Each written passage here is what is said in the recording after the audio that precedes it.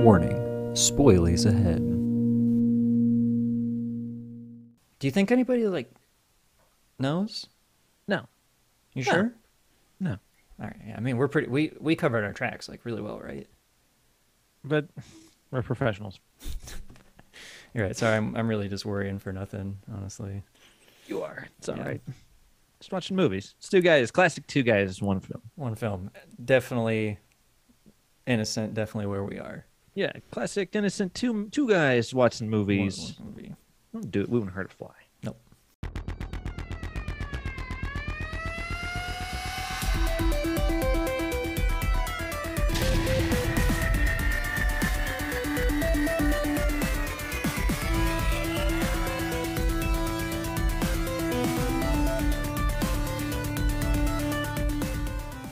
Hi, welcome to Two Guys, One Film, a Project Nerd original show. I am Dylan. And I'm Dane. And this week, we have a guest, Courtney Warner from the Murder, She Joked podcast, also on Project Nerd. Yep. Let's welcome her to the show. This is the part where we sit around awkwardly for a while until she joins. She joins in. It takes us, and And there she is. Okay. Hey, Hi, Courtney. Hi.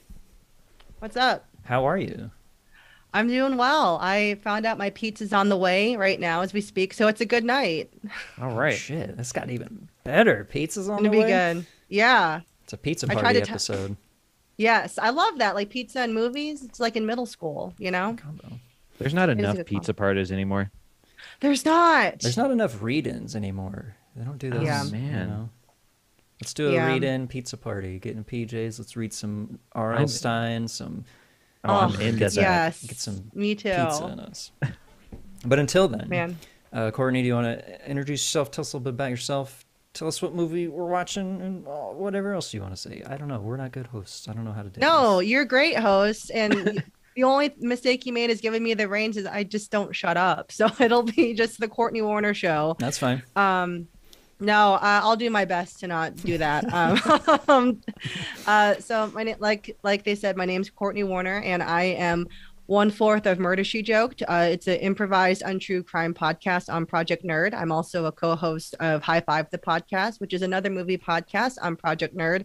Outside of that, I do stand-up comedy.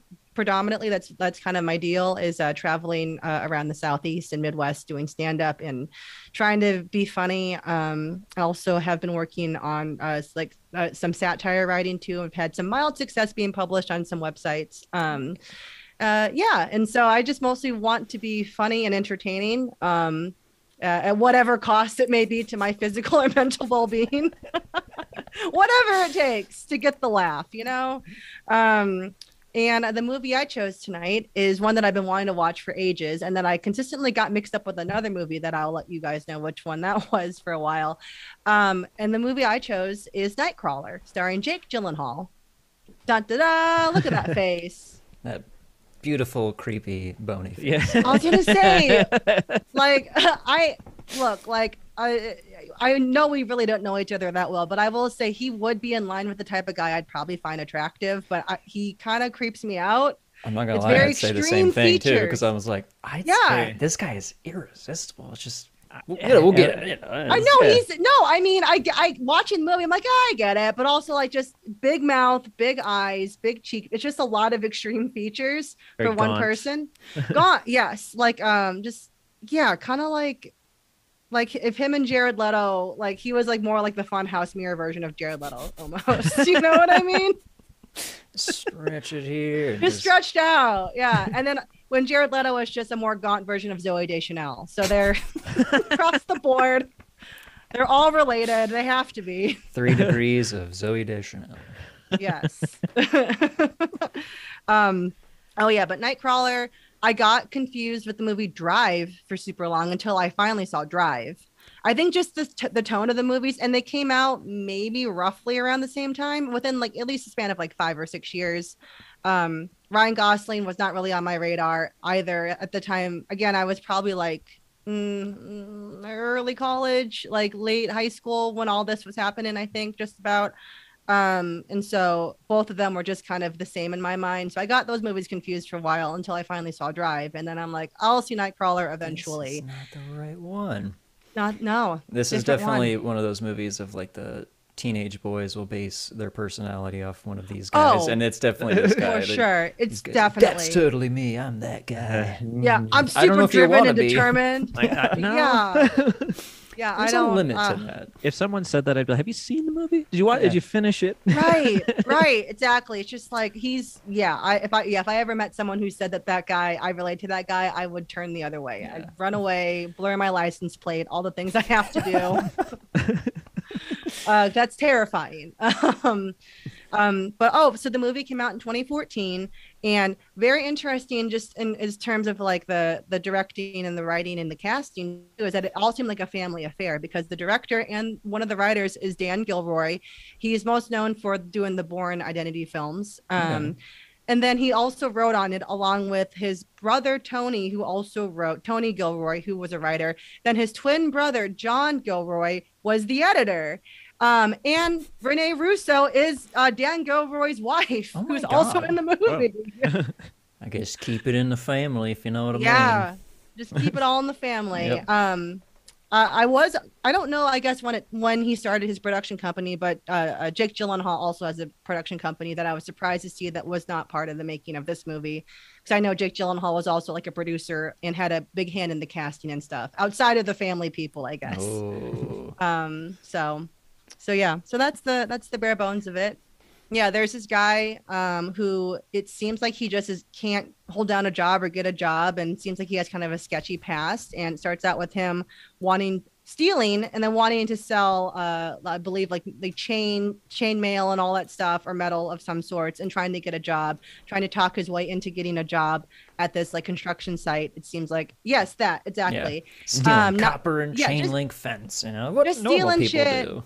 Yeah, and then trying to be smooth and talk his way out of it. And that is one interesting thing about the movie, is that he, for being portrayed as like this like suave, like smooth talking, psychopathic kind of person, he isn't always very successful at that, which I found to be an interesting character trait. What I loved about it was like he's so good about fake talking to people. Mm-hmm. Like how he thinks like this is how people talk, and he was so good at like doing this and then instantly just like shutting it off and then just being dead and nothing in the face. Like every time in the movie he's just like talking to people like, oh yeah, and then just like when he's driving around, like even on high tense situations like a car chase, just like nothing in the face. I'm like, this is fucking terrifying. I love it. Bro. And the fact that like I'm sure we've all probably encountered people like this, whether we know it or not, and that's terrifying to think about. And so the rest of the movie goes that he is still looking for work. He comes across like a crime scene where he gets out of his car, pulls over on the side, watches all the newscasters, all the filmographers or videographers taking video of it. Again, kind of like with that. I'm not trying to therapize anyone in this movie, but I love to do it anyway. Where he is very that kind of psychopathy of just like him getting all up in everyone's business and having no boundaries and being like, how does this work? Do you need to hire someone? Meanwhile, people are bleeding out, dying, all this stuff. And then he's a very like analytical person. Yeah, where it's like and a very quick learner, as he says, and it's true. He's just like he is. Yeah, and I think that's like once you have a goal in mind, if you're someone like that with a one-track mind, then then there's nothing stopping you, which is exhilarating and terrifying. I will say terrifying a lot because it is terrifying. So I'm gonna go back to like the super beginning when he's stealing that fence and that security guard. So he killed him then? I'm guessing I think so. He stole his watch. Yeah. But I mean, like, spoilies. That's like the only person that he like physically kills, isn't it? Yeah. Like, I mean because I mean he inadvertently gets others killed. Right. But yeah, like it was such a creepy moment too, where he's like finding out the guy's not a cop, and he's like, oh, okay, I could do this, and then just like beats the shit out of him out of nowhere. I was like, holy shit! And then the next scene he's got the watch. I was like, what the fuck just happened? Yeah, like I know. So for a second, I'm like, wait, did he kill him? Oh, God. That's what I was wondering. It's like because you look at him in the movie and like it's just like you think, oh, he's just like a average dude. It's like you don't think he's like some like serial killer. Like I mean, maybe that's the whole point of it too. It's just like how can he overpower everybody that he comes in contact with? People are oblivious and just caught up in their own lives that they're so easy to be like, oh, yeah, this guy seems normal. Well, that's true. Oh, yeah, that is true. My favorite overlying theme of this movie that people should take away from this is the news is still a media. Like, they still want to get ratings. So, like, people think they're watching the news for, like, truth and shit like that. It's like, no, they got to get ratings. So, like, this movie, like, helped solidify that of, like, they're literally just getting ratings. It just feels like everything is fabricated that you're watching. I'm like, thank you. Yeah, and I think that was a big part, or at least some of the interviews I found with Jake Gyllenhaal talking about like why he was interested in this role, on top of it being like a great script and whatnot. It's just that it seemed like it was for him, it was just he saw his character almost as ambiguous or an anti-hero, which I don't agree with. But I think as an actor, you have to find some redeeming qualities in your characters that you play. But he was like, but it was more him looking at his character kind of versus like the news and versus like just how messed up that kind of world can be, where it's like, yeah, like you think you're getting like honest information and that's just not the case. I want to talk about my main man. Didn't see his face, heard his voice, and I was like, "That's Bill." Knew it. That's Bill knew Paxton. It instantly. Knew it looking instantly. Because he's like part of, what do they call them? Stingers? What are they called? Oh, stringers. Yeah, where they like leech in on moments before, and they like sell their footage to news and everything like that. And I was like, oh, God. And like, whole movie, he ends up like giving Jake Gyllenhaal the best advice unintentionally. Mm-hmm. Yeah. And I was like, well, you fucking did it to yourself, man. I'm like, oh, you do this. And then like, even Jake Gyllenhaal's like looking at stuff, and he's like, well, I can't fucking hire you. He's like, cool, well, thank you for all the information you gave me. And then just like left. Right. I was like, yeah. Dude, this guy's good, man. Yeah, man. I did like that too, and I liked that Bill Paxton was in it. R.I.P. Rest in peace, my friend. My sweet prince. Yep. And he says "brah" a lot. I love. Yes, he does. Yes. Do with the times, brah. Just trying to help you, brah. Definitely a strong character choice with that one. The way he like just steals shit, like when he's on Venice Beach and he's just sitting there, and the guy parks his bike, and he just like puts his hair up. I don't know, to like, try to look more like a bicyclist enthusiast, and then just steals it, and he's riding around the store and shit like that. Yeah. It's fucking brilliant. I was like, okay. It is. And just the way he pitches it, just immediately could kind of size up the bike and again, thinking he knows how to talk to people in that way. Whereas like the guy at the pawn shop is just like, no, I'm not giving you $5,000 for this bike or whatever. I want to race in this, such and such. Like, no bike's got 37 gears or whatever. Right. And then, but then him getting to the heart of like, oh, I want a camcorder and a police scanner. It's weird. His haggling, like, it's like he knows already that he's not going to get what he's asking for. Right. But it's weird because he'll just keep going for it, and it's almost like it's somewhat endearing to the opposite party, whereas they just like, fine, dude, like, all right, fine. Yeah. Right. It's like, this is how humans should interact, right? They should haggle. I'll try to haggle, even though it won't work. But the store credit in $800, that's still like, depending on what he's getting, a camera, which is probably like $200. He's probably still getting somewhat around $1,000 for all that. And then he gets his first stringer job. Yeah. It was really cool to like, because he's like saying he's a quick learner. He like learns on stuff online. The film portrayed that in a really dope way, of like him being like out of his element and just like randomly learning these things. When this cop's like, you get fucking 100 feet back, it pisses this guy off, and he's like getting really good footage, and just like a robot instantly remembers, like, got it. Yeah. Right. It's that footage of that poor person like shot up, and once again goes to show nobody actually cares about the people in any of these situations. They're just like, he's like, it's in their face, you know, as they bleed to death. Yep. Right. Getting the best shot. Yeah. And I guess it's unfortunate to think like I don't, it's not the same thing at all, but like every time I've been like in a hospital, like you hear nurses and doctors talk about like people like in the hospital beds, just like, oh, there's we have a body over there, or this or that. So it's just a job to them. And like, obviously you can only hope they're a little more ethical than stringers. But it is that same idea of like, it's a job, I got to get the money. It's like paparazzi and all that stuff too. I guess like they don't care. Somewhat desensitizing yourself to it at a certain point because you kind of have to. Yeah. Right. Yeah, absolutely. To not want to die every night after work. So my favorite part was like he gets this footage and he just like walks into the news station. I didn't realize it was like that easy to walk into a news station. Gets to the anchor floor and he's like asking. Yeah, for all you have to say is, "I have footage." That's it. That's all he said. Right. Just, oh yeah, go ahead and head on back. Yeah. No problem, partner. Come on, just take a look around. I'm like, and this is 2014, so that seems a little odd. They're just like, yeah. But I guess it was one of the low rate, LA. Yeah, it's cool if you wreck up the place. Come on, we don't care. Nobody gives a shit about us. Yeah, anyway. whatever. It's the graveyard shift. We don't want to be here.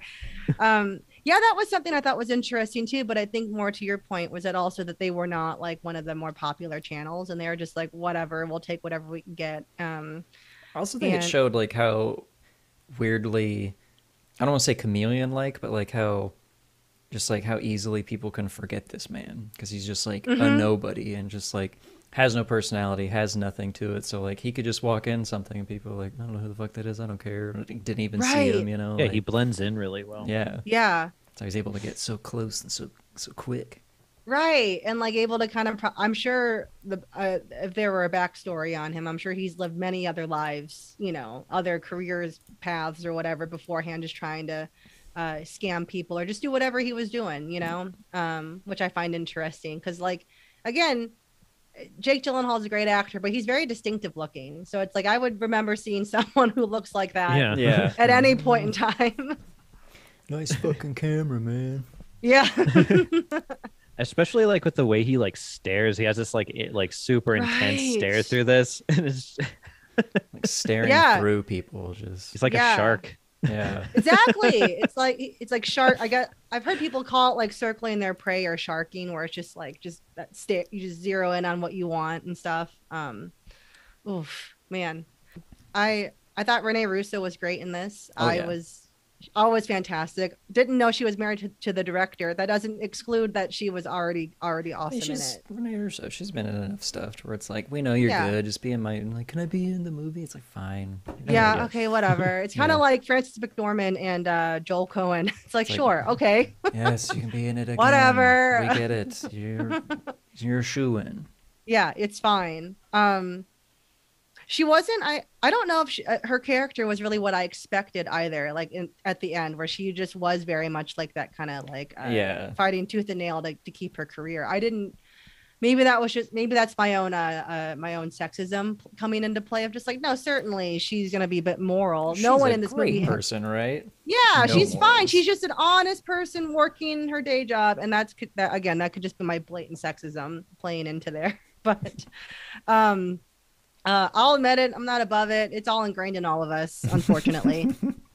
We all have to work through it if we want to. But I thought she was great. I thought the subtlety of her, like starting out where you think, oh, she just is doing her job. She just wants to keep her job, turning into more like lack of morality of like do anything at all costs to get the ratings. And that I felt like when I was watching it, it was more of a gradual change. Yeah. Like it wasn't changed into Lou.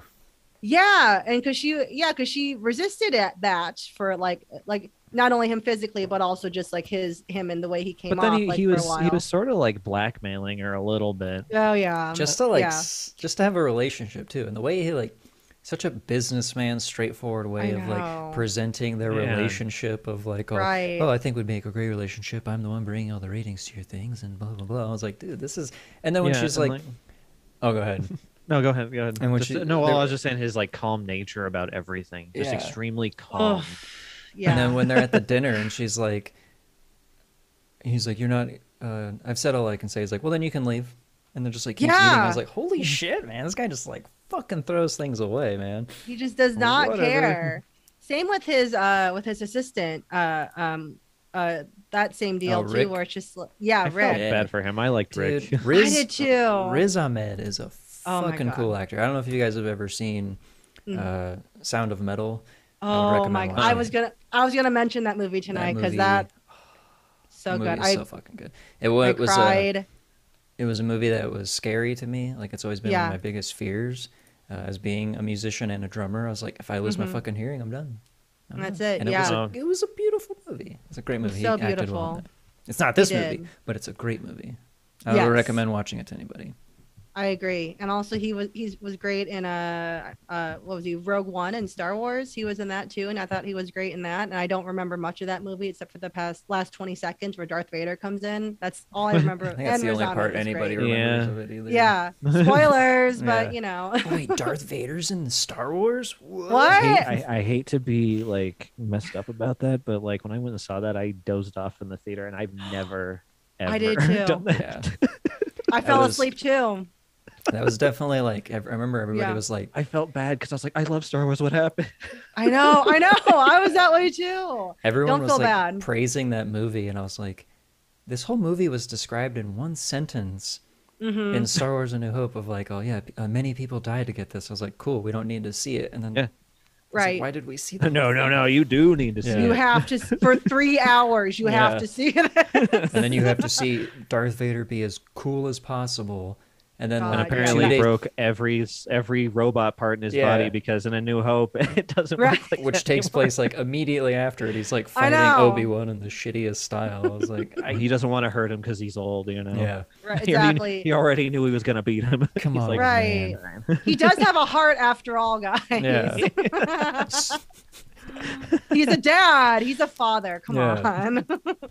I'll kill all these innocent rebels, but when it comes to my I thought you were gonna switch to a picture of Darth Vader. Oh no, I wish I did. And Obi-Wan. That's. I mean, this is basically the same. Bill Paxton was Obi-Wan. He taught the evil Luke. He even has Anakin. He even looks a little bit like Anakin in that picture, a little bit. Just those like the dark, or maybe more Tobey Maguire Spider-Man. I'd say has that vibe. Oh, do you think you could work for someone like I don't think that I probably would have been done one night working for him, like with his weird like outburst of like really oddly contained rage, like it would have freaked me out. The weird thing was like he was so mean and aggressive, but he was so like positive in what he was saying. He's like, I'm beginning to think I'm the only one that thinks more positively of you than yourself, and he's like giving him this like I know, intense criticism, and he's like super like trying to be nice and saying really constructive nice things, but in a horrible like scary tone, so it'd be like jarring. I'm like, I don't think I could do this for one night. $30 a night's not worth it. I don't care if I'm 30, especially in a garage. for $30 a night. Like what did he ask him if he tricked or not? I'm like, I'll suck a couple of dicks instead. Instead of doing this. I'm good on that. I'm fine with it. Just hold my nose and just make it happen. Yeah, I saw a dead body tonight. I'm good. I don't want to get yelled at by this terrifyingly skinny man anymore. Right. He to me it all felt a bit more like he always knew he was in control, so it felt a bit more gaslighty, where it's like, I believe in you, and so like you're stupid for not thinking that you're as good as I think you are. Like that's so fucked up. I'm sorry. Yeah. Also, am I allowed to swear on here? I'm sorry. Fuck yeah, you're not fucking allowed to. Okay, cool. What the fuck are you doing? Yeah. Oh, for fuck's sake, guys! Golly gee, I'm so fucking sorry. Forgot to fucking mention it in the beginning. Yeah. Fuck us, right? Yeah. Fuck you guys. But. Yeah, like he you can tell that in his mind, like I don't know if this is just like how he meant to play the character, but you could definitely tell that like Lou very much believed in his end goal and what he wanted, and he knew how to get it at any means possible, but it also you can tell that he was aware that he was doing bad things. I think it's like that. I know that I know that I'm being a bad person, but I have no capacity to give a shit. He made a business plan. Did you not have the empathy. He made a business plan, like he told her. The website told him make a business plan, and that's what he did. So he's just following his plan, you know. So. Yeah. You know, he's a Mark Zuckerberg or a Steve Jobs. That's it. I mean, they probably did most of the same shit to get here. They probably seen a lot of dead bodies in order to get. Oh, I'm sure. Let their partner Holmes? just on the street. Right. Take a camera to the face, you know. I do like how he was like somewhat concerned about safety, because when like their first night and they start driving, and they get in the car and he's like, "Oh, seatbelt, seatbelt, seatbelt," and I was like, "Now you care?" Like, I mean, he somewhat cares about his safety, I guess. I don't know. That might have just been like his thing to somewhat manipulate him. Also, it seemed I think he was homeless, so he probably was just like, "What the hell else am I gonna do? You want the street or a garage and $30 a night?" Yeah. Right. This guy's promising me a thing for his company that I haven't seen anybody else for, so it must be a big thing, right? Right. And I think also with the seatbelt thing too, it was more like he probably saw Rick as his property. And more of a, you know, like, oh, I can't have damaged goods. Because who else was applying for that job at that point? No one. So he's like, he was aware of like what he had, and also he couldn't squander it, but couldn't let Rick know that he was valuable. So I feel like it was like he had to keep him in the pocket of that very small contained bubble, you know. So they start getting some good crime scenes. They don't at first, because Rick, which I love how he always calls him Richard after a while. He's like, Richard. He's supposed to be his navigator, and he fucks it up, and they miss that fire, that house fire, and like, I was like, "Oh, you left to pull out the bodies, man." He gets all pissed off and shit. But then, they have a good montage scene where they're learning shit, and that's when they go to that, like, what was it, the one couple, like the house that got like shot up, the neighbors. Right. And then like he like breaks into their house, and that was like the first moment of like, oh, this guy's gonna start doing some shady shit. Yeah. Well, you know, and then rearranging crime scenes. Yeah, with the photos on the refrigerator. Got to make it more dramatic, you know. Right, moving the bodies in front of the car, like. Which I get that shot, you know, getting up there. Got it. All which for the shot. music for that scene was like weirdly happy and upbeat when he's like moving the body in the scene, and it's like this like happy moment. I was like, this is not happy. This guy's tampering with fucking evidence. This is not okay. And it's just like, oh yeah. But the lengths that he'll go to get, you know, his shit bought.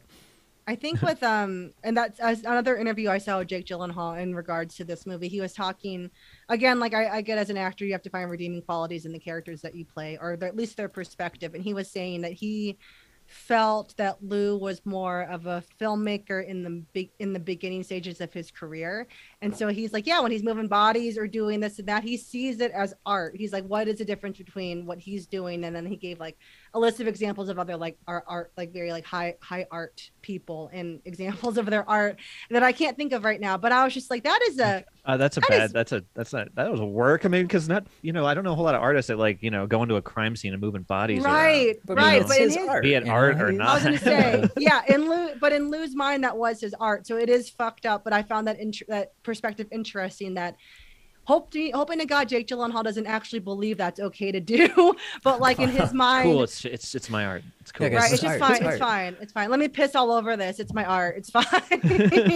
Let's tamper with the DNA. It's cool. But I thought that was an interesting perspective, or at least the way that he viewed his character, the way he would think about it. And maybe the only way that you could play a character like that is you have to think in those terms. Yeah. But I guess because he is trying to get like angles and stuff. Yeah. Right. Because it's like all about the drama. She even told him like, oh, work on your angles and work on like getting better shots and stuff. And like how he's always like, that's really good feedback coming from a person like you, and I mean it. That's really great. So like it's when he takes shit super seriously, super to heart, and so he's one of those people like actually fucking puts his mind to the thing a little too well sometimes. But the scene where he comes out, and because he beats Bill Paxton's crew to the car crash first, and so when Bill goes to like give him that like offer about being the second crew, and he's like, you keep thinking that I'm going to do this. He's like, what I'm going to do is I'm going to grab you by your ears and scream in your face, I don't fucking want it. But I'm not going to do that. And I was like, he's just going to go home and do some accounting. Yeah. He's just so fucking calm about it. It's terrifying. Yeah, it is. And like how he just like has like a couple shirts and he's just like always ironing them. I do think like one of my favorite scenes is he's like watching like whatever movie or like cartoon show that was at night, and he's just like watching, and it's something funny. And he just like looks over at nobody and then just starts laughing. And I was like, what the fuck is going on with this guy, man? It's terrifying. He's having a good time at home, I guess. Sometimes you know? You laugh alone. Yeah, I laugh at myself all the time. Can we talk about the soundtrack for this movie? Because it was very, to me, what felt like kind of 80s, like kind of like 80s, like TV crime almost, you know, like almost, yeah, like a little too happy. It felt very out of place. Like it felt like something I was watching, like a movie from the 80s or 90s made by Touchstone Productions, Touchstone Pictures, you know, like, that is what I pictured in my mind, is like that little, like the blue flash with the lightning bolt going through it. And I'm like, then the music playing over that. That's what I thought of every time any song came on in this movie.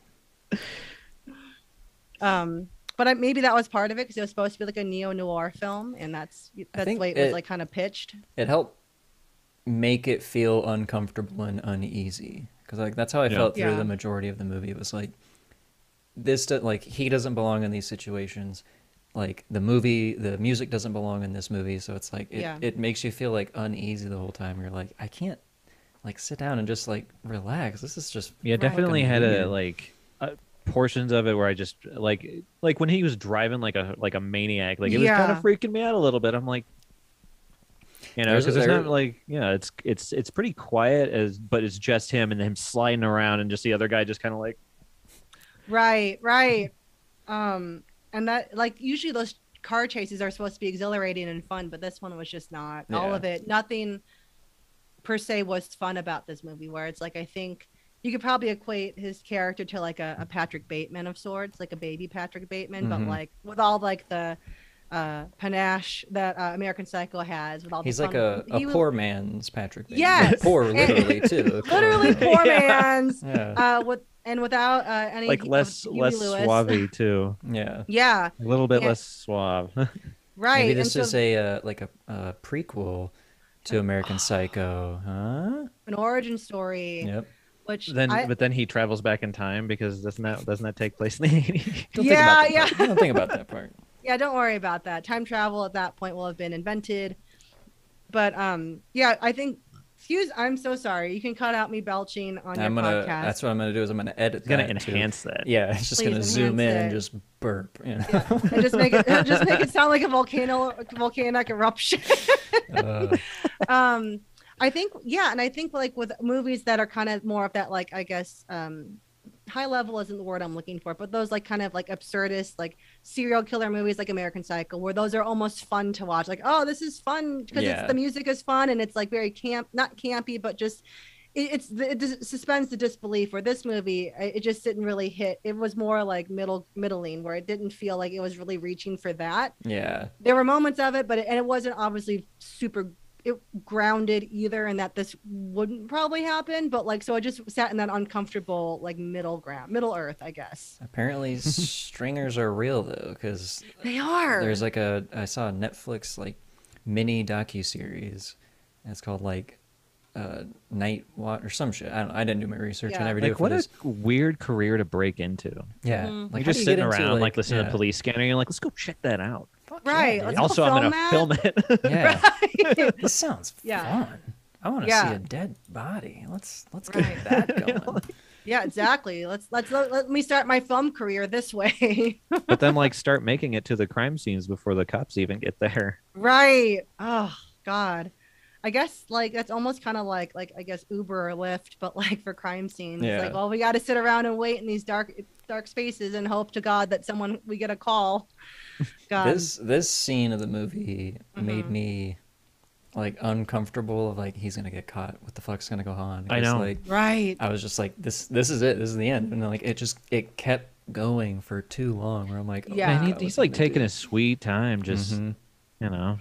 And then, we totally forgot about the scene where he like kills Bill Paxton. Yeah. Like, yeah. Because so I guess he does kill a second person. He does. Well, yeah. Not physically though. Yeah. And inadvertently, you know, cuts the brakes or whatever. And that was that was a cool, like, clever setup to it, because you're like, they're gonna crash, right? Like, he's doing something to it, and they're like driving to a different location. And Rick's like, why are we going to this thing this way? Let's go to the rape thing down that way where everybody else is going. And then it's like, the call gets in, he's like, man, we're like 2 blocks from that. It's like, I know. It's fucking crazy, though. Totally didn't set that up. The line when, like, they, like, or they're getting him out of the car and everything. He's like, oh man, don't film him. He's one of us. He's like, not anymore. Now he's a cell. And I was like, oh shit. And just like the way Bill Paxton's looking at him while he's like filming him with like no expression in his face. I'm like, dude, this guy fucked up fast. Yeah. Oh yeah. You know who else has a strange mouth? Jake Gyllenhaal. Oh, let's talk about that smile. Let's talk about that smile. Oh, that fucking smirk. I posted about that on Instagram because like he always, and even like I think in real life, he just has the fucking like.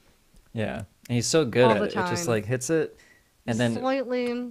And then it just shuts off. I love it. And that with like the very intense stare, it's just like it's very unsettling. And like they're all the components, like we said earlier, of an attractive person, but it's just too extreme of everything where it's just like this is like a Joker mask. Yeah. I'm sorry, Jake. I'm sorry to say that about you. I know you listen every week. Oh, he's our biggest he's our biggest fan.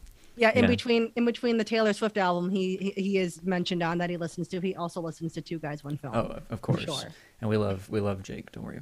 Yeah, we do. Yeah. I do like Jake. I think he's a good actor. Yeah, and I think that the whole like Joker mask thing really sums up his character in this movie of like the way he portrays himself to other people, how he thinks he should, and then like the real him is just like cold, calculated, just doing what he needs to do, and just like doesn't care about anything. But then on the outside, of just like being real super happy to people, and it's like, cool, thanks. I want to meet everybody around the station. I can tell by your tie it's Friday, and then just like instantly shuts it off. Yeah, it's weird, like blending in that like people aren't like picking up on, but like I feel like movies like this where you feel like you're kind of like on the outside, just like wanting to be like, guys, come on. You see it. Hello. I know. Oh, I know. Well, a fun fact too, this movie was nominated for the Academy Award for Best Screenplay. It did not win. I was surprised that Jake Gyllenhaal was not nominated for Best Actor because that's where I would have put my money on. Dude, yeah, like he did fucking great in this movie. That was like, awesome. He was such a good, like, I don't want to say psycho because he like, I mean, he was obviously like psychotic because he he had some kills issues. People. But like he was just, I don't know, he was fucking great about just being a creepy guy who just got what he wanted to get, you know? He put his mind to it. He did. And there was he wasn't precious about anything either, where he's like, this is the character, this is who it is, this is how I view it as their perspective, but like also probably being conscious of like how he was going to be perceived in the movie.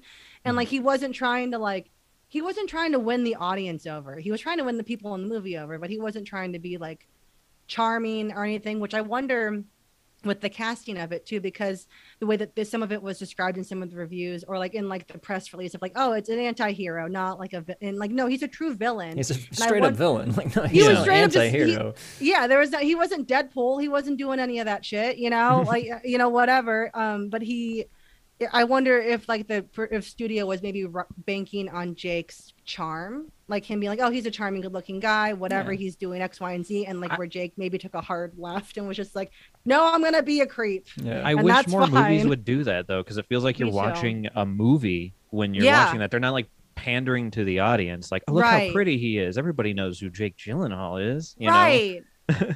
Right, I agree with you, and so I like that in that sense. I consider him like a true like character actor, and not just like, like a leading man. I'm gonna do this movie because I look good, and I know that'll make me look good. You know, so that's why I've only seen like maybe 3 of his movies at this point, but I've liked all 3. So anyway, going back to this terrifying scene of going through a active crime scene that the police haven't shown up to yet.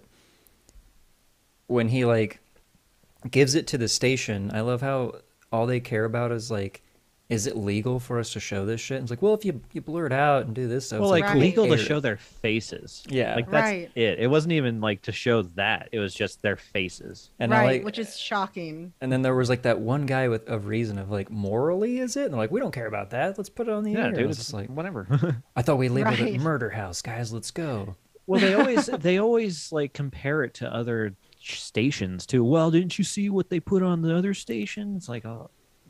Yeah, so at that, you know, again, it's another just like super greedy, like here we are trying to like just do better than the others. Doesn't matter as long as you're showing blood.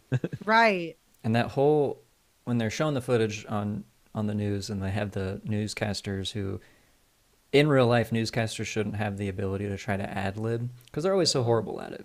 But when they're trying to like talk over what's going on, they're like, oh, that's the shotgun and there's a handle with a pump, you know, it could be the murder weapon. And like, the part where it's like it's a crib. God, I hope there's not a baby. And that's a baby's crib. It's like, yeah, we know it's a baby's crib, man. And it's just, it just shows. I thought that was an adult's crib. Yeah, what else would you keep in there? But just like how, I don't want to say how dumb they are, but just like how much direction they need, because Rene Russo's behind the scenes. Someone's like, play on that more, play on that again, and they're just like, okay, once again, we want to say it's a vicious attack. You know, they're still out there on the streets. Yeah. And it's kind of messed up the way she's doing that too. Oh, keep mentioning how horrible it is. Yeah. Talk about how bad it is. How they got away. They got away. Right. Yeah. They got away. They're still at large. They're out there right now. Yeah, she's just trying to be the Howard Stern of like the skeleton crew of late night TV. Just that shock jock. That's it.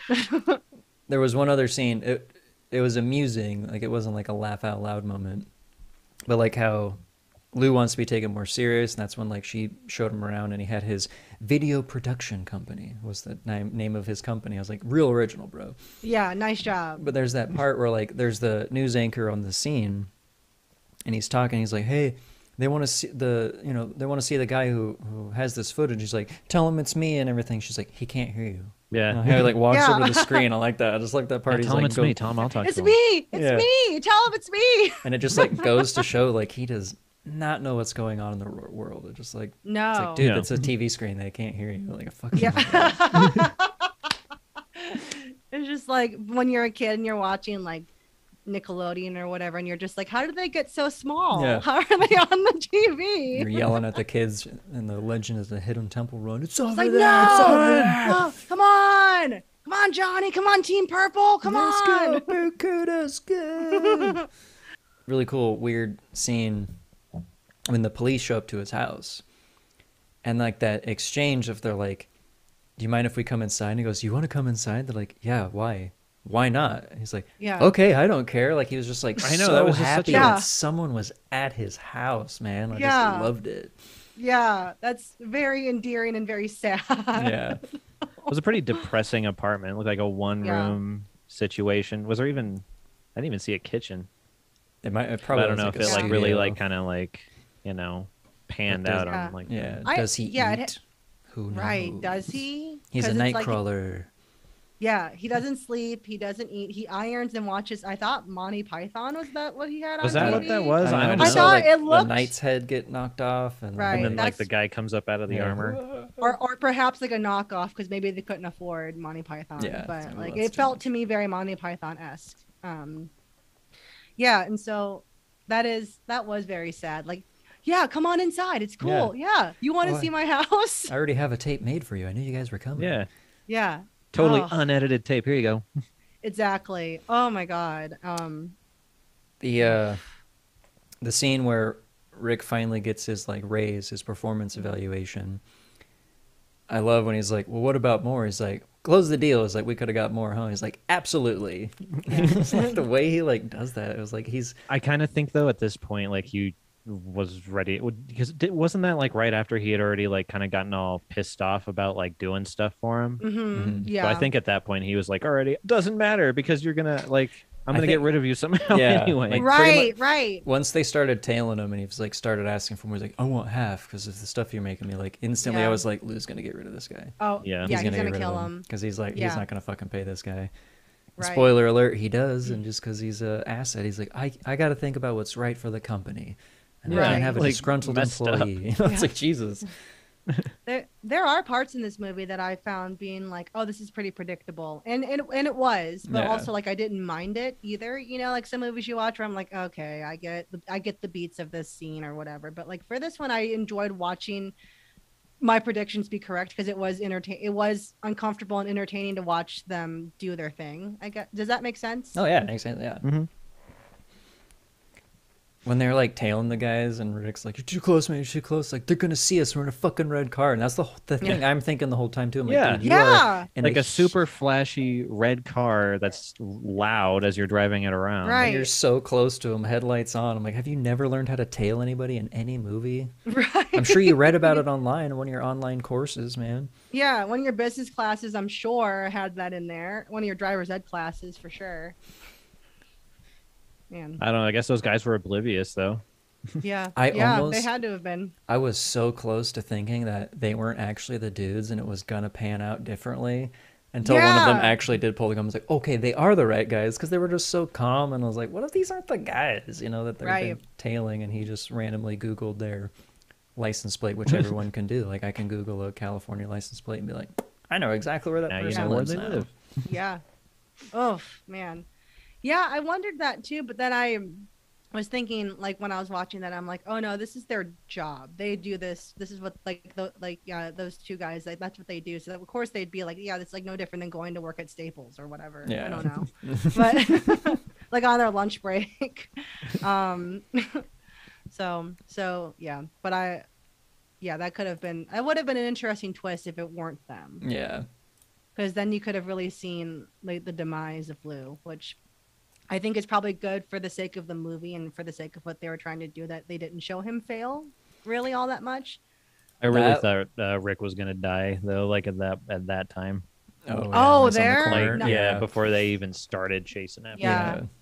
And then another thing, it's another instance where they kind of drag that out, where it's like, oh, it's like you think it's a bait and switch, I guess, where it's like we're gonna drag it out. Then he's gonna get killed very randomly when he's walking up to get footage from the car. Too. He's like, he's dead, get the shot, and I was like, oh no, don't do it. I know. I was like, yeah. And then the fact that Lou knew and Rick was like, you knew, and he's just like, yeah, like he just did not give a shit that he's like, yeah, you fucked up, man.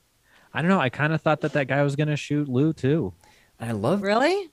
I like when he hopped out of the car and he just kind of like stands there staring at him. But Lou had zero fear in his face, and that's what I know. Most. He's just like looking at him and pointing. Yeah, the like camera this at is him, my job. Like, yeah, what are you gonna do nothing now? to me, and it's like, I know that's. Yeah, and it's like even though we had all the writing on the wall with that dynamic too, it still is heartbreaking to watch that, where it's like you don't give a fuck. This guy, you spend every night with this guy and you don't care. And even the detective, when she took him in, she's like, he is your partner. He's like, well, he died doing what he loved. Like, I know. Oh man. Oh god. That scene was so good too. Like he knew exactly, like his description of what happened was fucking brilliant. I was like, ooh, it was changing it up where they followed him. I was like, that's pretty good. And even the detective was like, I don't fucking believe you. I knew you withheld information. He's like, I'm telling you everything I know. I know. And I was a little, I really thought toward the end of that, I kind of thought that they had already like followed him or they had been trailing him or something and they knew. Yeah. And I'm super glad that they didn't. Yeah, me too. I don't want to say, I do. It was refreshing to see a person like get away with this. Yeah. Yeah. Like you would think in this movie that he's like gonna get caught and taken away. It's like, no, he gets away with it and he gets his business going. Like it was a cool, refreshing thing to see. Of like, it's like it was almost like a happy, but like it's still like messed up. Yeah. Has sort of a down note ending, but like happy at the same. I don't know. It's weird. Right. As the movie was told, mostly, like you don't feel good for him. You're like, oh, cool. Now we can go out and be more of an asshole. Yeah, yeah, and take advantage of these other innocent people who probably do want a career in newscasting or filmography of some sort. I guess since it mostly, I feel like the movie was meant to be told from his perspective. So I guess we were supposed to have a certain amount of empathy for him, but yet I did not. Yeah. So the ending makes sense if that's how it's supposed to kind of be taken, of like, oh, he got through. Like if they're going to go with a whole anti-hero kind of narrative, like I keep bringing up from when I read that press release, but and that would make more sense. But yeah, and then the fact that the movie ended with like kind of that happy like 80s music, and I'm like, oh, I guess that's it. Okay. Well, as Renee, it's the ending. It's just like the shot of the mountains. It's all dark. They go driving off into the yeah.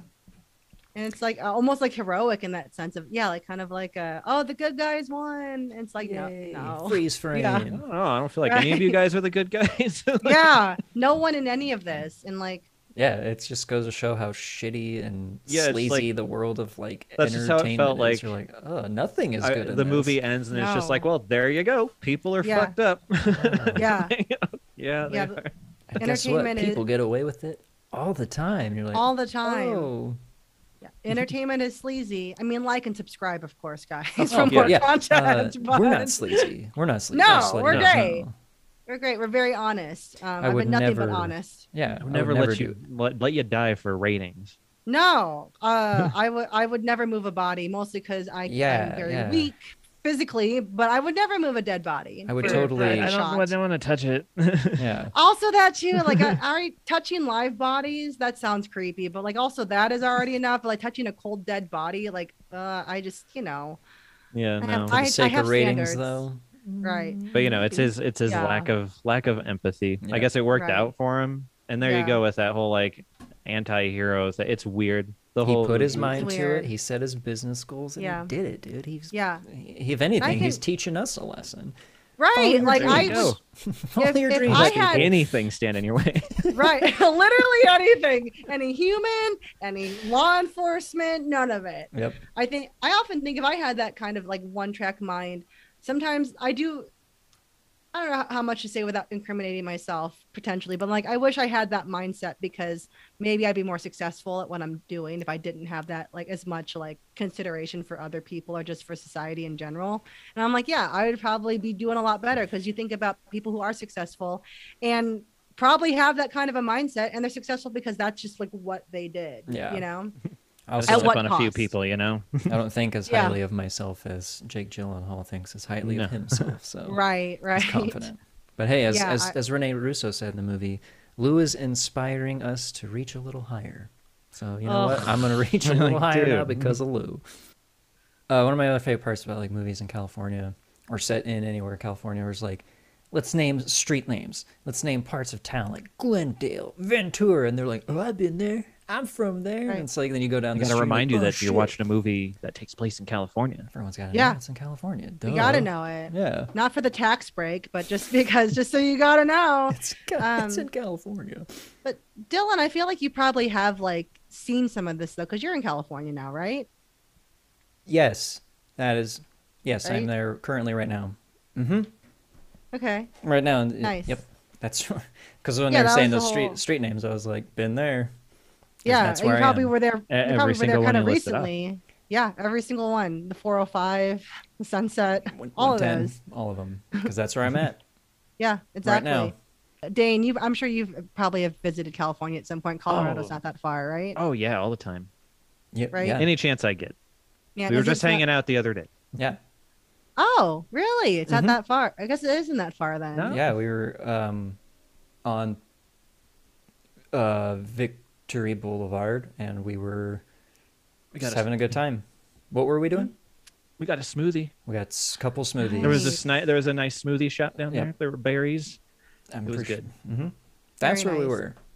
Yeah, in California or Colorado? California. Okay. California, sorry. No, we weren't in Colorado. Gotcha. All the way in California.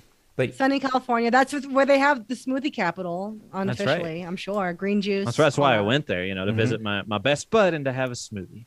Yeah. Yeah, that makes sense for sure.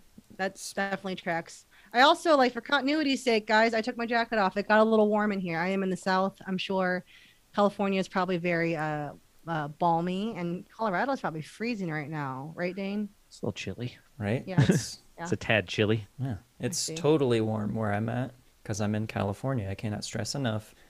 That is where I am, is in California. So yes, of course it's hot. Of course, I'm all the way back in Colorado and traveled back. Now I'm sitting at. I'm definitely not in a cold concrete room.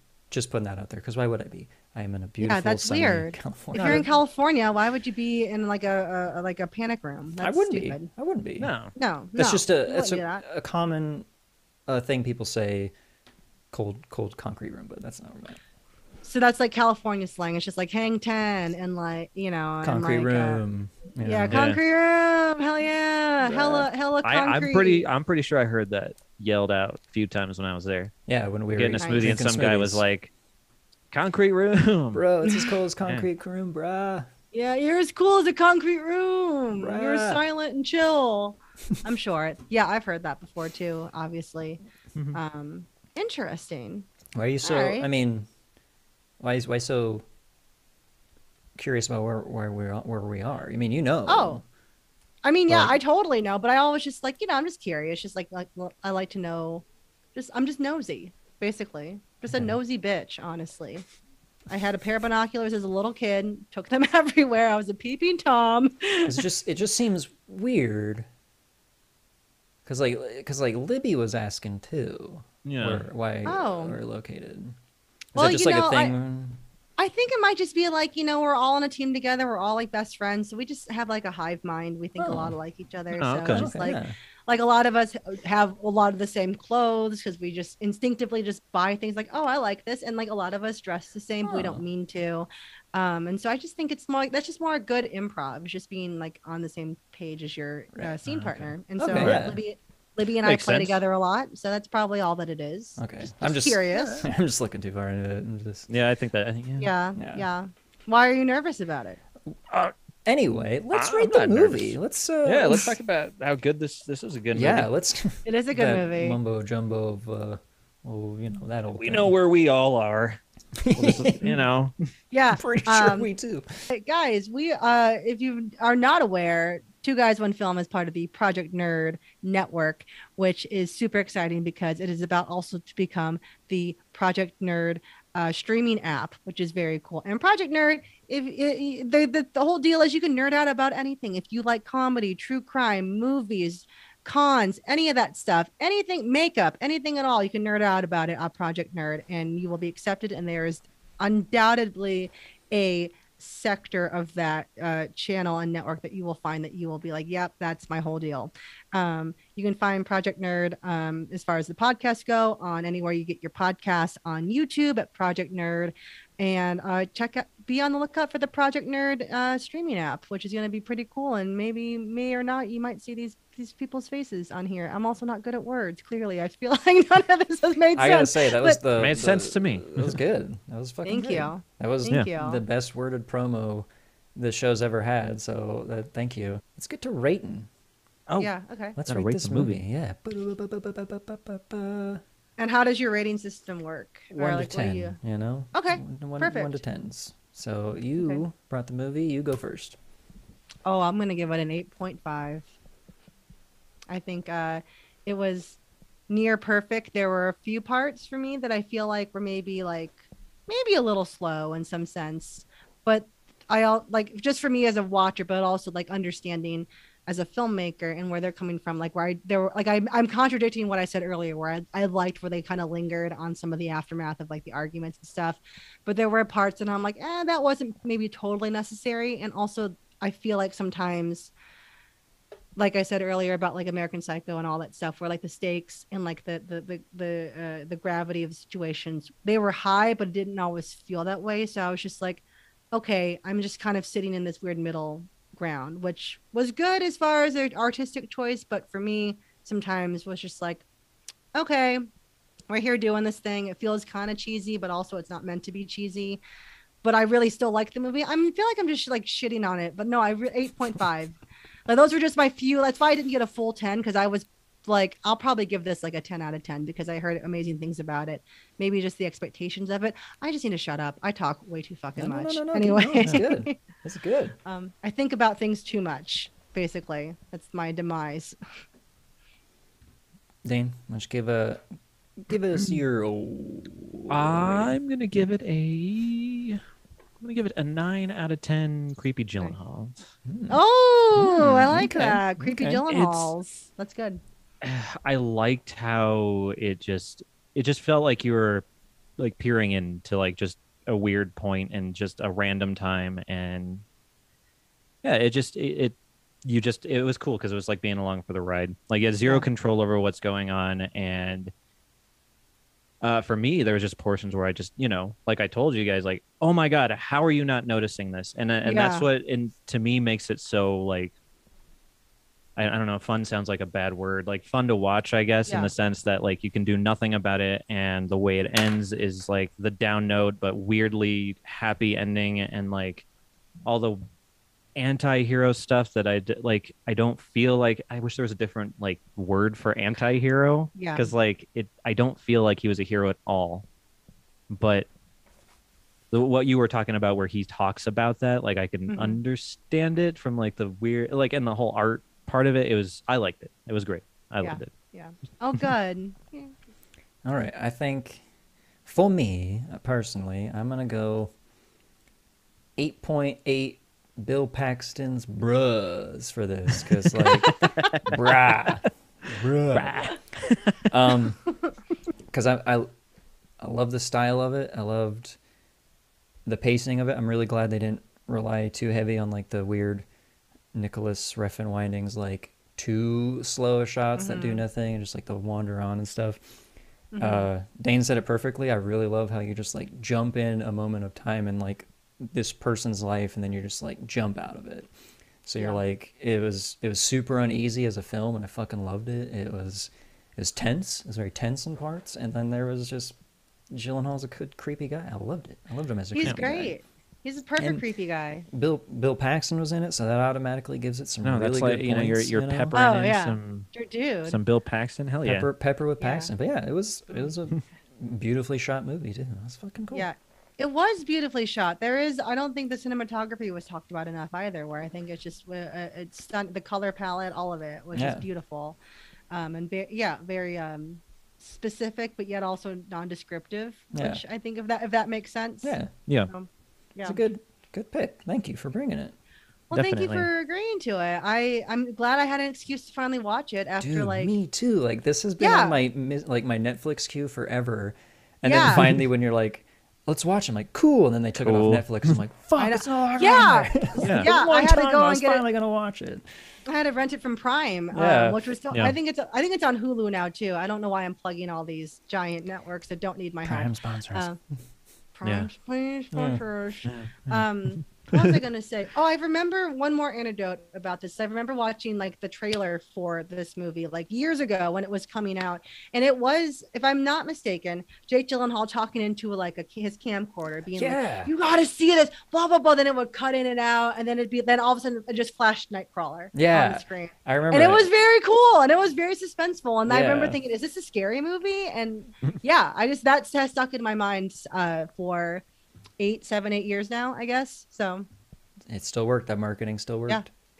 Well, Courtney, thank you for joining us for Two Guys One Film. It was a pleasure having you.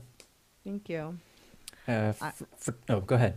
No, I've had the time of my life. Oh, thanks. Truly. Thank you. No Patrick Swayze needed. I had the time of my life. Thank you. I'm sorry. I don't need to be lifted up over a table or anything like that. I challenge you to not ever do that to me, actually. Just listeners in general, don't touch me. Ever. No, I had a great time, and this is I would love to come back sometime, because this was very fun just to talk about movies with very cool, funny people. This is ideal. Thank you. Well, for Two Guys One Film, I'm Dylan. And I'm Dane. Oh, and I'm Courtney. Hey. and that was that. That was it. See you next time, folks.